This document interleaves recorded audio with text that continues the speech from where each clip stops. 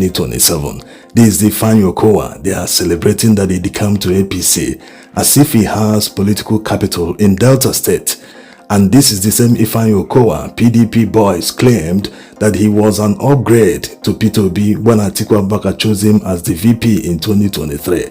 The main reason Atiku Abubakar chose him was because of funding for his presidential bid. Yes, and now Tinubu is focusing on all the states that fund PDP, Delta State, River State, all the Niger Delta states. It's focusing on them to make sure that they do not contribute funds to PDP in 2027. If Atiku Abubakar is bent on contesting, let him spend his personal money. Yes, in 2023, Ifeanyi Okowa contributed billions to their campaign, even more than Atiku Abubakar himself. That's why he has run to APC.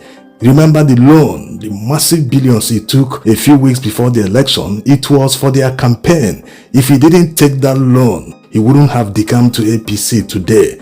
He wouldn't be shamelessly campaigning for a man he contested against just 2 years ago. It's very shameful watching these politicians. What exactly is he going to tell Nigerians? What exactly is he going to tell Deltans when they know the price of goods before the calamity struck?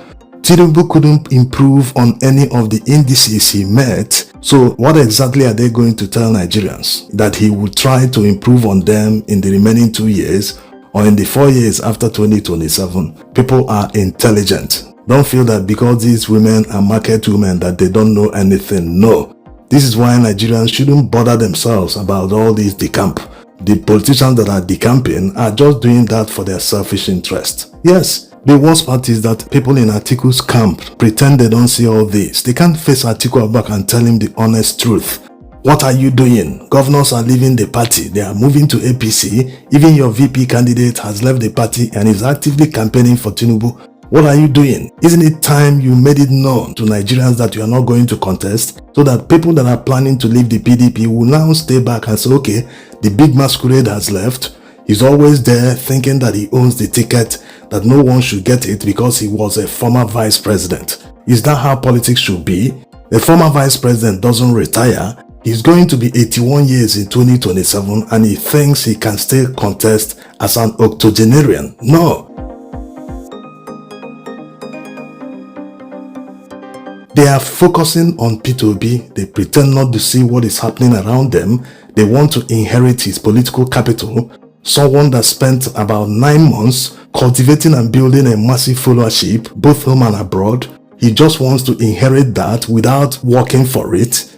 No, this is not politics. This is greediness taken too far. And he still wants to make the same mistake he made the last time, expecting to get a different result. No, in the wildest dreams, even if Peter Obi accepts to be his VP candidate in 2027, they will fail.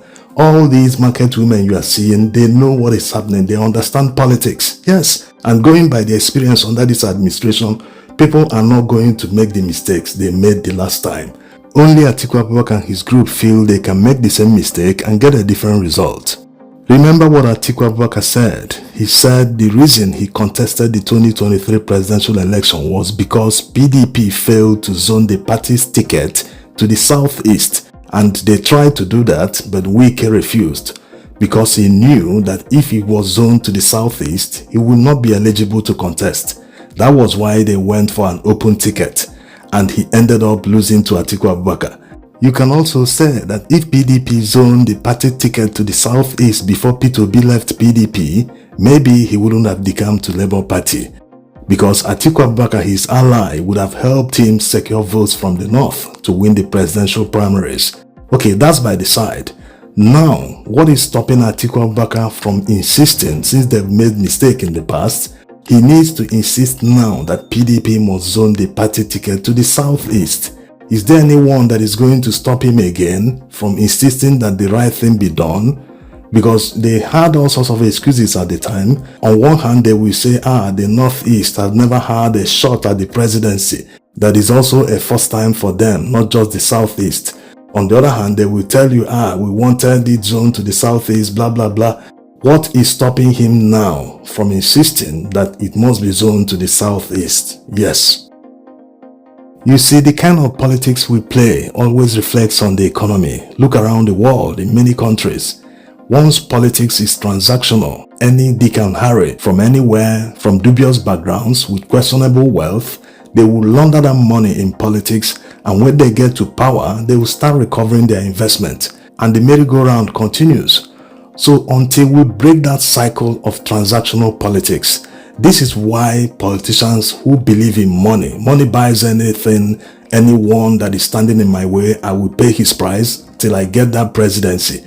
Once that is stopped, then Nigerians can start having a feel of economic growth, because no one will be coming there to recover his investment. He didn't make any investment in the first place. As a matter of fact, politics will now start attracting people that are already made.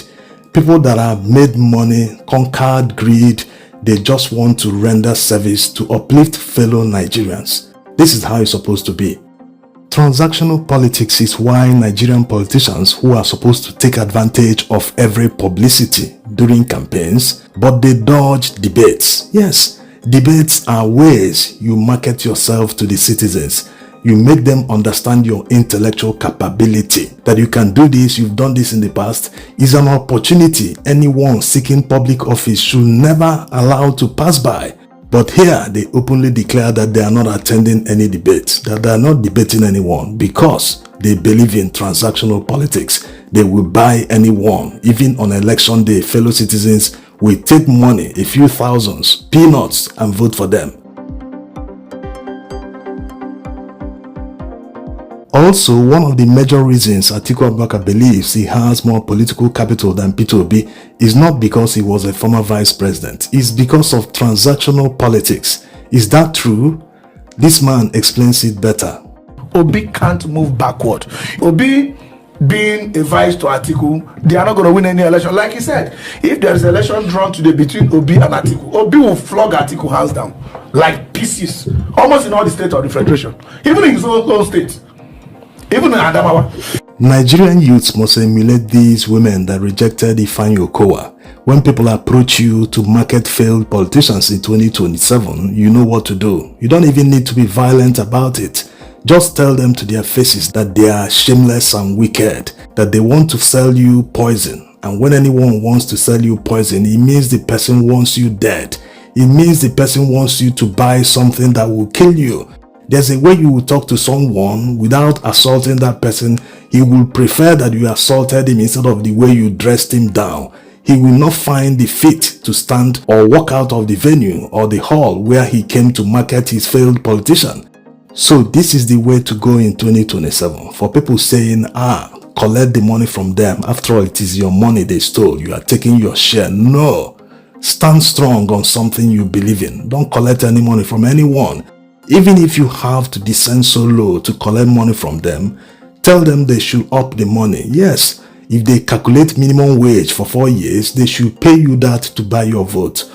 Do not collect anything less than 100,000 from them. And the reason you shouldn't collect any money from them is because it will hurt your conscience. It will hurt something you believe in. If you believe that the reason Nigeria is this way is because Nigerian politicians steal all the money, now, why do you have to participate in the stealing? Because once you collect that money from them to vote for them, you are bound by that. Yes, by the way, they don't pay the money except you have proven to them that you voted for them. They don't pay in advance. Look at what happened in Edo State. You come out and prove to them that you voted for them. They will write your name or write anything to signify that they gave you money and they will pay you off. So it's cash and carry. You vote, they pay you. So no one should collect any money from anyone. If you set that example, they go to halls, they call people to campaign grounds and start giving them gifts, offering money. If many people reject that, they will run away and go back to their principals and tell them, people are rejecting money or we don't know what to do again. We've been rejected in many places. In fact, people are not collecting money. It will force changes in the system. This is how you contribute your own quota in the development of the country.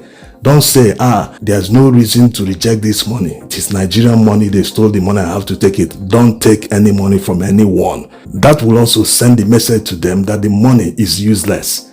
Why steal so much when it can't buy you a vote or convince people to follow you? So these are the issues. Nigerians must learn to play the politics differently in 2027. Otherwise, we'll get the same results of 2023. Thanks for watching.